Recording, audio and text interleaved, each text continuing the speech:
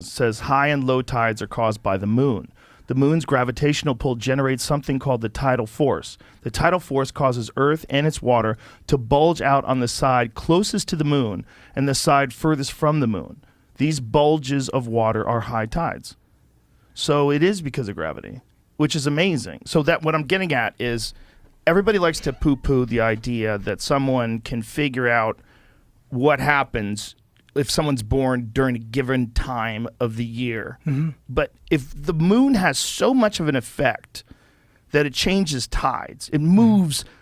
How many fucking gallons of water are we talking about, right? I mean, 5 or 6. it's a lot of goddamn water, and the gravity of the moon is moving that shit. Yeah. Like, why wouldn't we assume that Jupiter and what position Jupiter is in the sky or Mars is in the sky, that all must have some kind of an effect on something. And if 100%. we're water, like we're kind of mostly water, aren't we? Like 60-something% water. Like, what is the number percent water people are?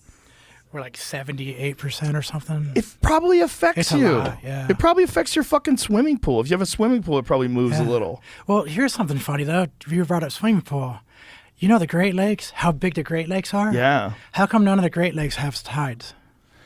That's a good question. So the moon and the sun can't move the water in the Great Lakes, but it can move the oceans? But they do have crazy waves. In adult men, about 60% of their bodies are water. However, fat tissue does not have as much water as lean tissue.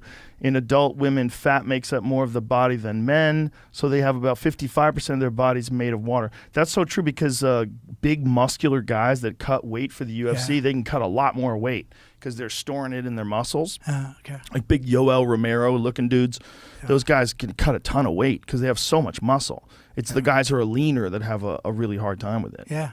That makes so sense. Anyway, so this thing is a chart that they do of you, and it's based on what time you were born and where in the world you were born. Exactly. Yeah, right to geolocation. And so do they match this up with some sort of astronomical map of the stars? I wish I had mine. So he draws it all out, and he does the entire astral plane, all of it, every planet, all of the, like even comets. Like you have everything in there, anything that was in that area for that whatever he does, and he reads all of it. And there's like 10 things for each one of the planets, so you can go and do it, and he put it all together. And so what he was saying was, I'm going to have a really tough life, and I'm going to have to go to the underworld,